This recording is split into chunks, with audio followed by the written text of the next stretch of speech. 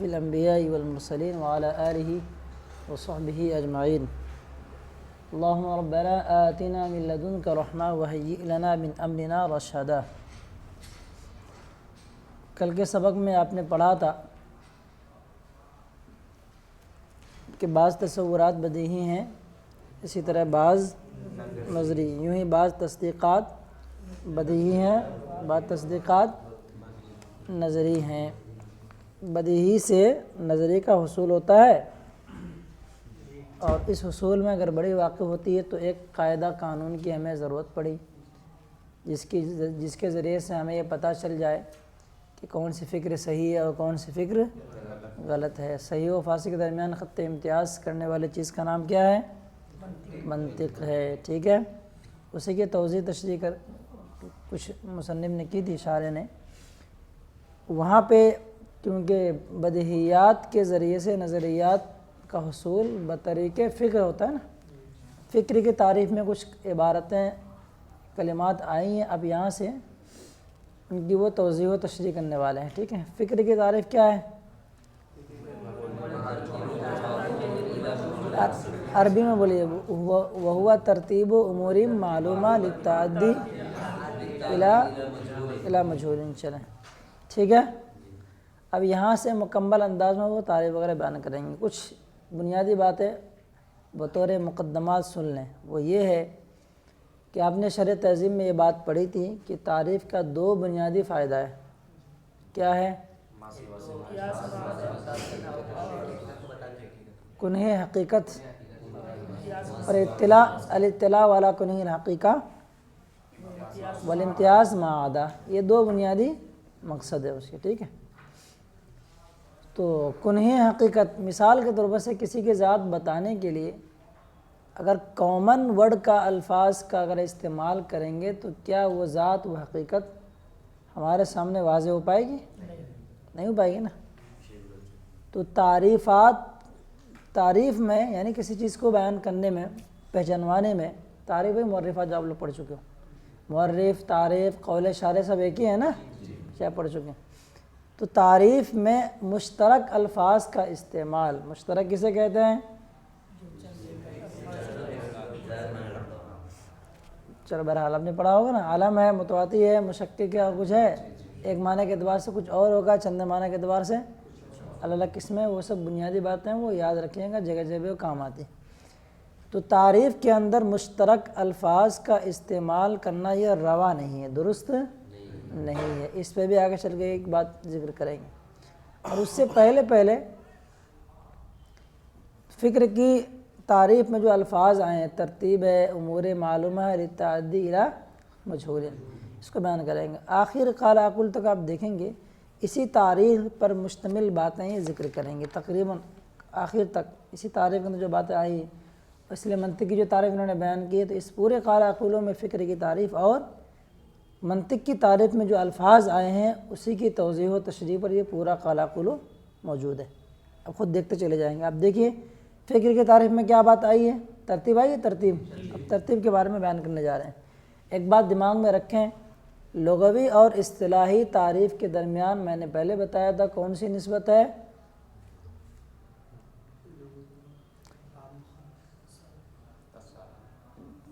کیا نسبت ہے، جلدی بتائیں۔ لغوی اور اصطلاحی تعریف کے درمیان چیزوں کو آپ کیچ کیا کیجیے اچھے سے، بھول کیوں جاتے ہیں؟ مجھے تعجب کریے، خطرناک بیماری ہے، فجر بعد سونے کی تم لوگ کی۔ تعریف کے درمیان عام خاص مطلق کی نسبت پائی جاتی ہے۔ ہر اصطلاحی تعریف لغوی تعریف پر مشتمل ہوتی ہے۔ تیمم کسے کہتے ہیں؟ اب اس میں دیکھ لیجیے، تیمم کا معنی ہوتا ہے قصد و ارادہ کرنا، اسی بنیاد پر تیمم کے اندر نیت کیا ہے؟ جو بھی ہے، وضو میں کچھ اور ہے، تیمم میں کچھ اور ہے۔ اب یہاں سے کیا کریں گے؟ تو لغوی تعریف بھی بیان کریں گے، ساتھ ساتھ میں اصطلاحی تعریف بھی بیان کریں گے، ٹھیک ہے۔ چل دھیرے دھیرے چلتے ہیں، کیا انہوں نے بیان کیا دیکھو۔ والترتیب فی اللغہ جعل کل شیء فی مرتبتہ، شرح مطالعے کے حوالے سے لکھا ہے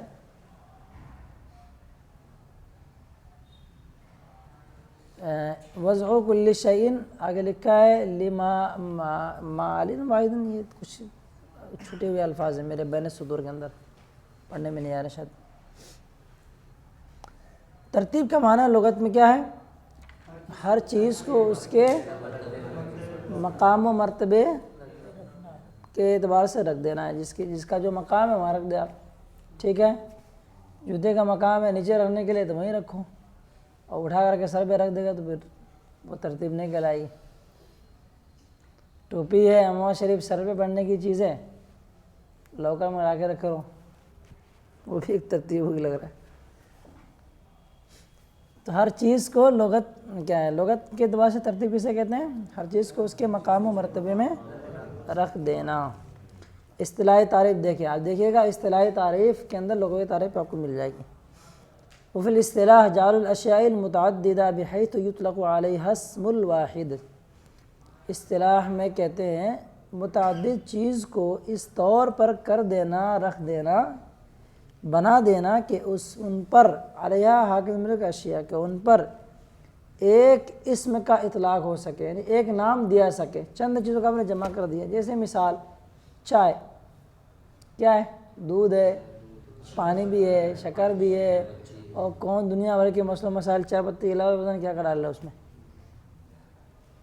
ان سب کا ایک نام کچھ نہ کچھ تو بنے گا۔ اچھا، لیکن کیونکہ آگے جو بات آگے آ رہی نا، تقدم و تاخر کے اعتبار سے کچھ نہ کچھ چیزیں ہو، وہ چاہے کہ ساری تعریف نکل کے باہر جائے گی۔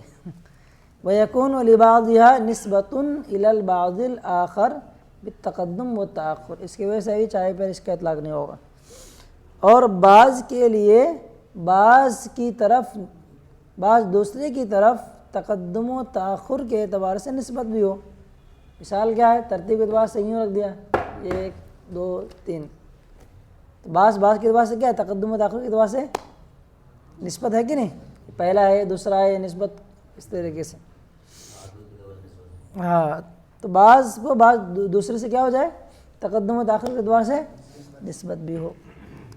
بات ہو گئی مکمل ترتیب کے بارے میں، لغوی اصطلاحی تعریف دونوں ختم۔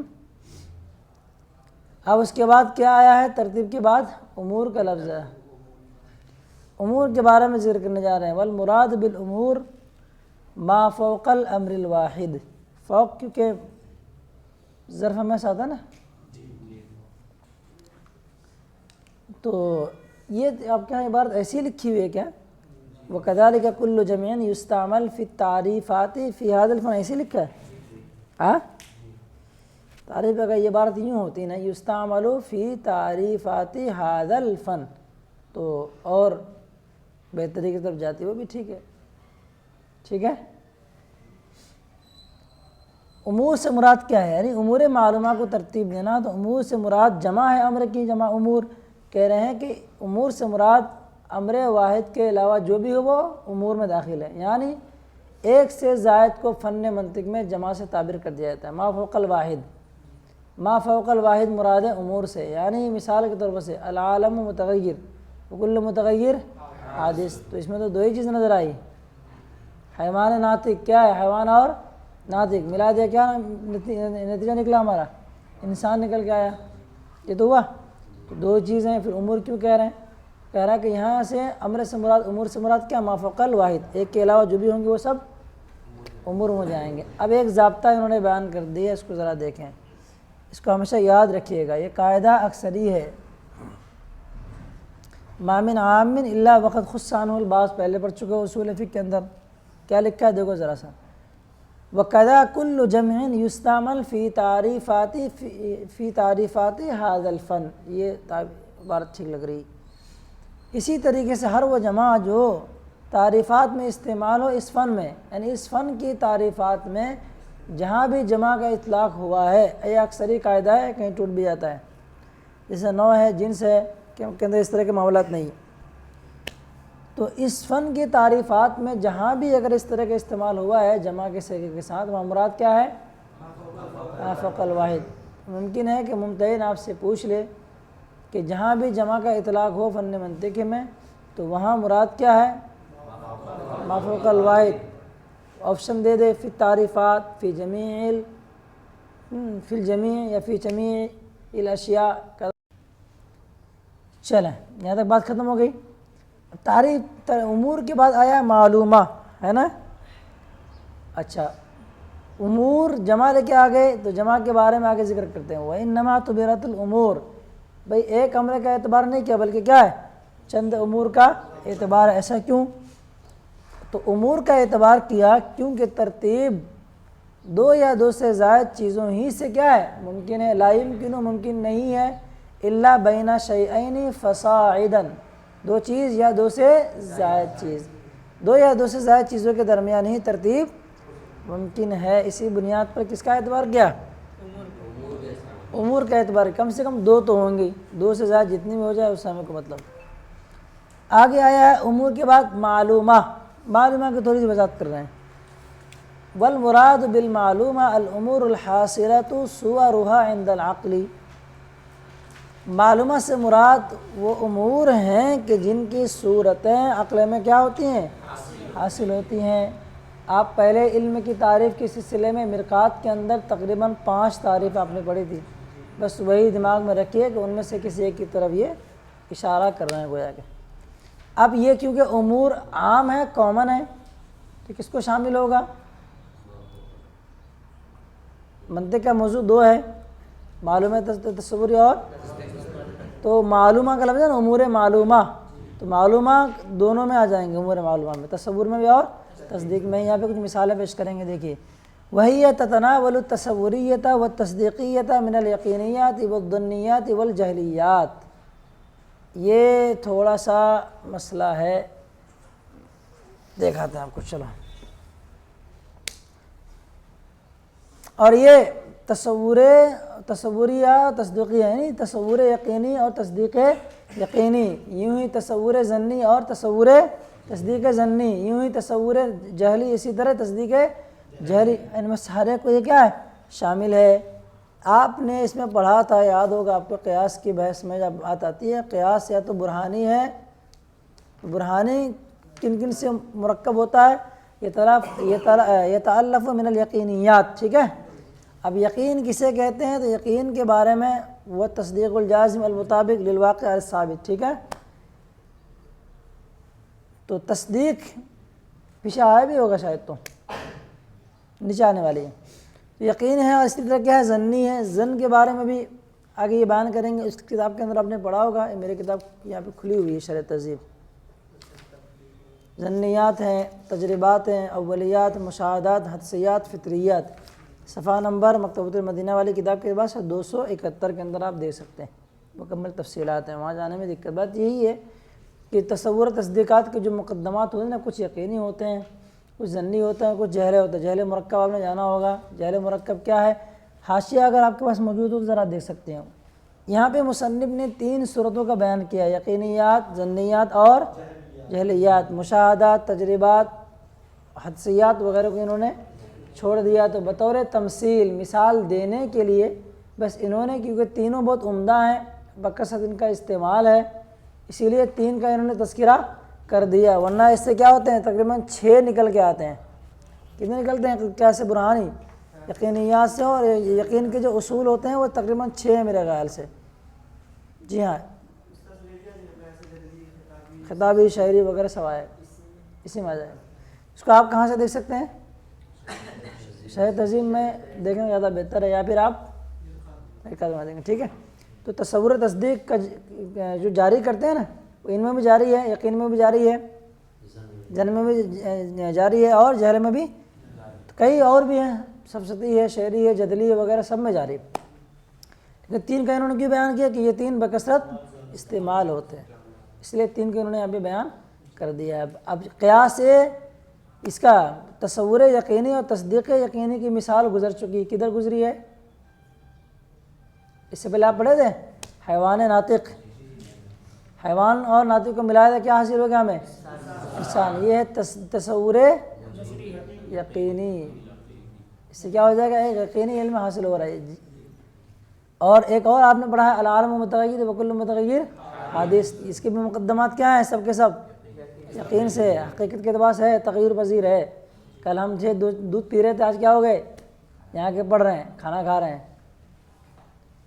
کل تک ہم پٹائی کھا رہے تھے، آج ہم کیا کر رہے ہیں؟ پٹائی کرنے والے بن گئے.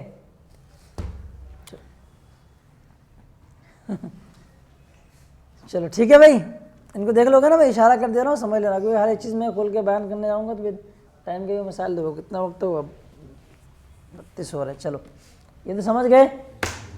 تو یہی لکھتے ہیں، دیکھو توجہ، اب قیاس ظنی اور جہلی کی مثال بیان کریں گے. اس میں لکھا ہے فَإِنَّ الْحُكْمَ بِأَحَدِ الطَّرَفَيْنِ إِمَّا بِامْتِنَاعِ الْآخَرِ أَوْ بِتَجْوِيزِهِ وَالثَّانِي المذعون والأول إما. تو دوسرا کیا ہوگا؟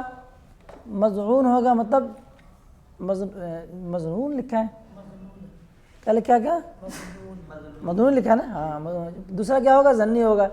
یعنی مثال کے طور پر کسی چیز پر اگر حکم لگاتے ہیں تو طرفین میں سے کسی ایک پر حکم لگانا یا تو کیا ہو جائے گا، دوسرے کا آنا ممکن نہیں ہوگا، یا کیا ہوگا؟ ممکن ہوگا. ثانی کیا ہے؟ مظنون ہے، ظن کہہ رہا ہے کہ کیسے ظنیات. اور اول کے بارے میں کہہ رہے ہیں، اول کیا ہے؟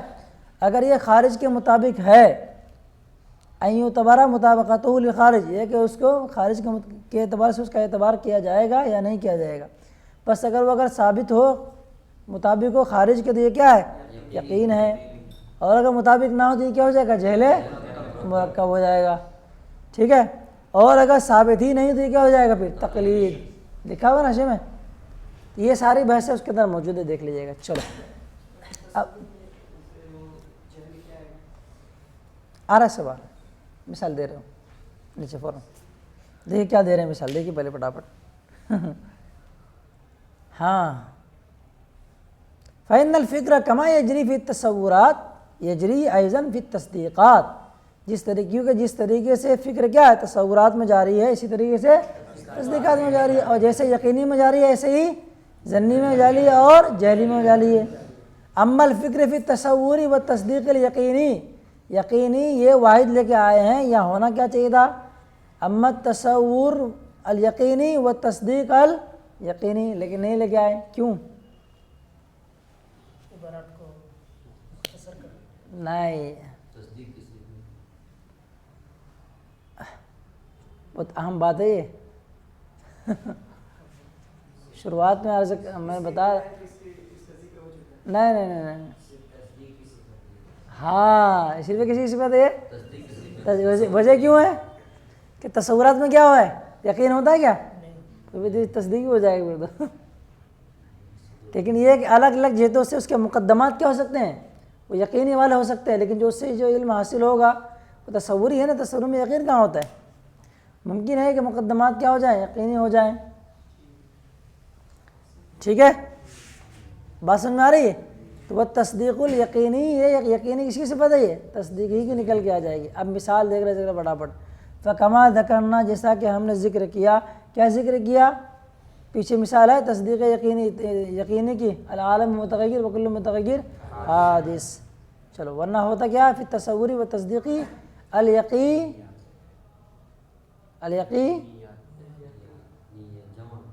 کیا لے کے آتے؟ تسنیہ بھی لا سکتے ہو. یقینیین.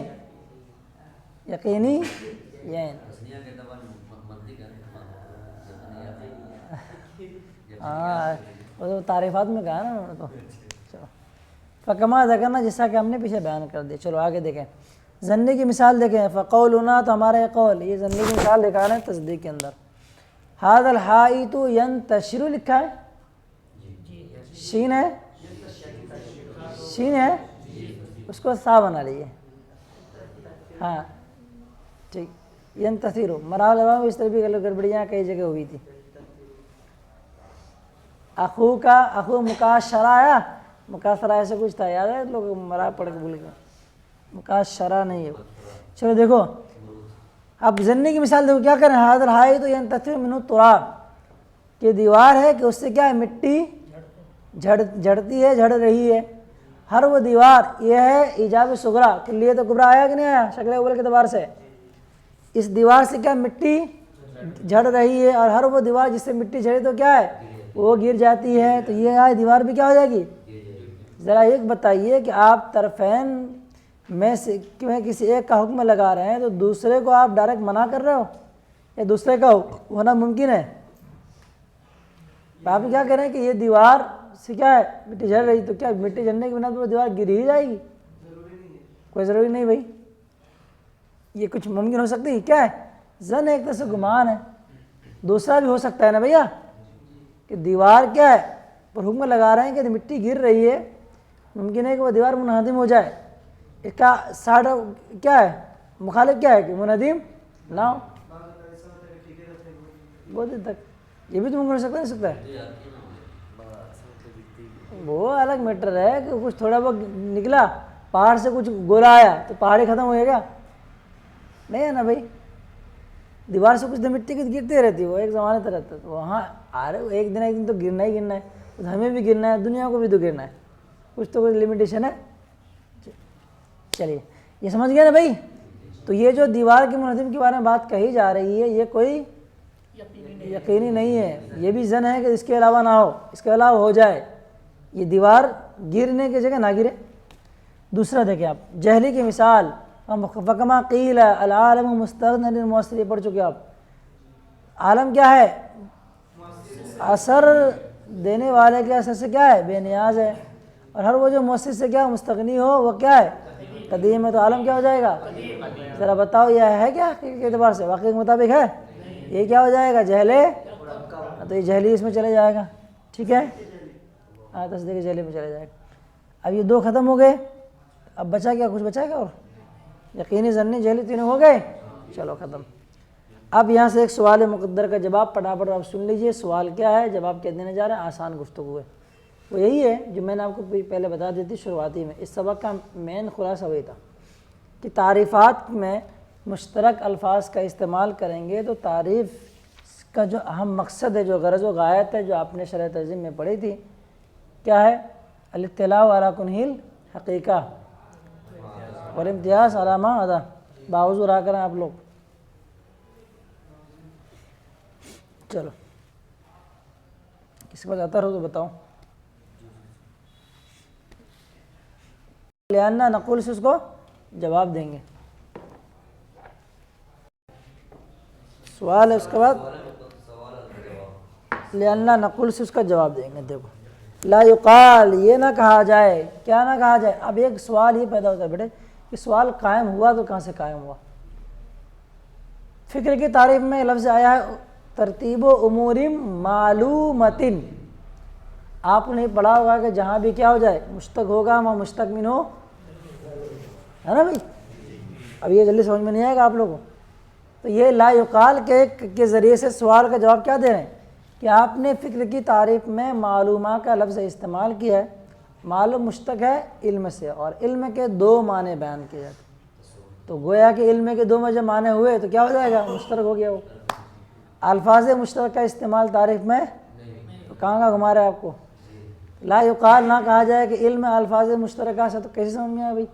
اوپر تو کوئی علم کا لفظ استعمال ہی نہیں ہوا، تو وہ علم کہاں سے لیا انہوں نے؟ بہت ڈنجا تمہارا یار، یہ بہت بھیانک والا یہ تو لا یقال، ٹھیک ہے، اس میں اب یہ کہاں سے لیا انہوں نے؟ معلوم میں کیا ہے علم ہے، اور علم کے دو معنی ہیں، گھما پھرا کے ایسی دماغ کی باتیں چلتی ہے ایسی۔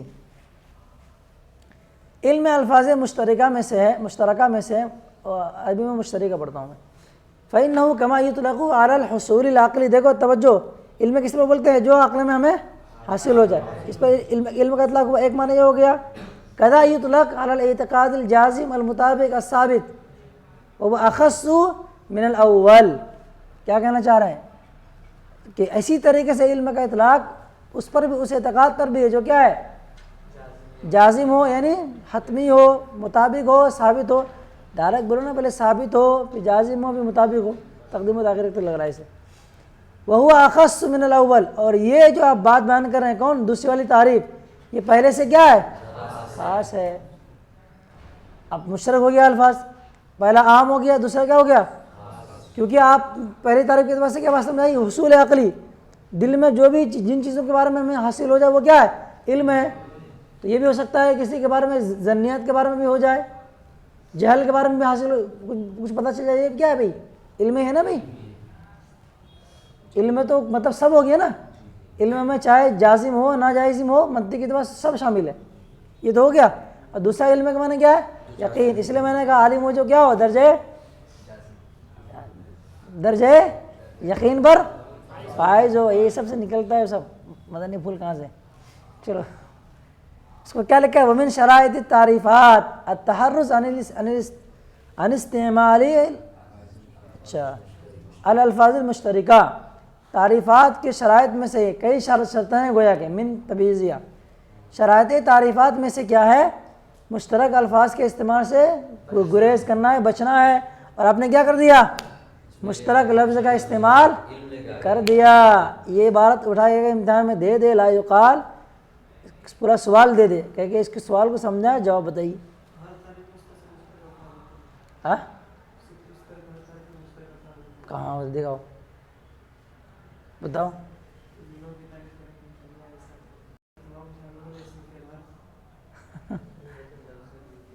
علم نحو کی تعریف ہو علم نحو کی تھوڑی تعریف ہے دوسری چیز ہو. ابھی آگے پورا پڑھ دو لو پہلے کیا کہنا چاہ رہے دیکھو.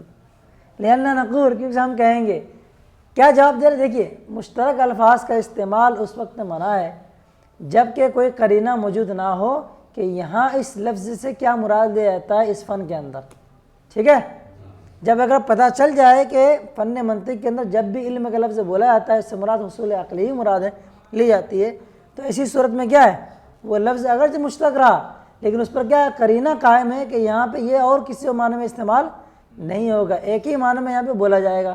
تو ایک معنی گویا کہ متعین ہو گیا تو اگرچہ حقیقت کے اعتبار سے مشترک ہے لیکن فن منطق میں استعمال کی وجہ سے وہ کیا ہو گیا اس کے اشتراک کے اندر کمی آ گئی گویا کہ وہ مشترک نہیں رہا ہے یا مشترک ہے بھی لیکن اس پر قرینہ موجود ہے کہ یہاں پہ فن منطق کے اندر اشتراک کے معنی میں یہ استعمال نہیں ہوتا ہے.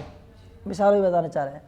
لأننا نقول کیونکہ ہم جواب دیں گے کہ الفاظ مشترکہ تعریفات میں استعمال اسی وقت ہوتے ہیں جبکہ کیا ہو جائے قرینہ قائم ہو جائے اس بات پر جو دلالت کرے کیا ہے اس کے معنی میں سے کسی معنی کی مراد کی تعیین پر دلالت کرے.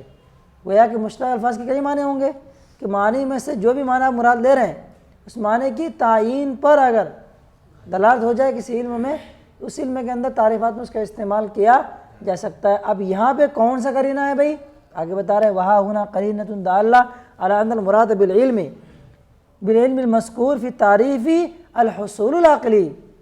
اور یہاں پر یہ قرینہ موجود ہے اس بات پر کہ علم مذکور سے مراد کس میں علم مذکور سے مراد فکر کی تعریف میں امور معلومہ مشتق ہے اس کے اندر مشتق من علم موجود ہے تو وہاں علم سے مراد کیا ہے تو مذکور تعریف میں علم سے مراد کیا ہے وہ حصول عقلی ہے.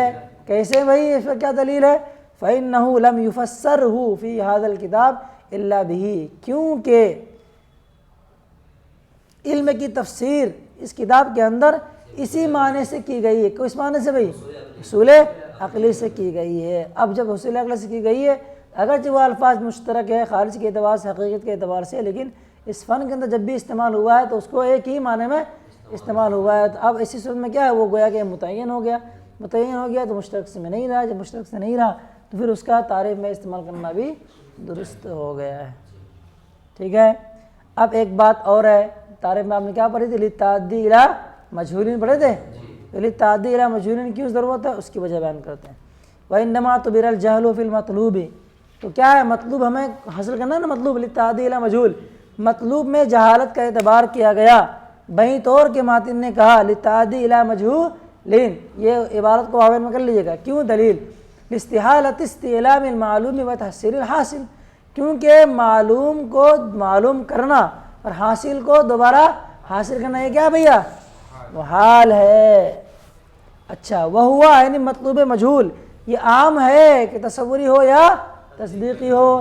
مجہول تصوری تو مجہول تصوری کا اکتساب کس سے ہوگا امور تصوریہ سے ہوگا امور تصوریہ معلومہ سے ہوگا اور مجہول تصدیقی کا اکتساب کس سے ہوگا امور تصدیقیہ معلومات سے ہوگا. بس یہ تک ختم.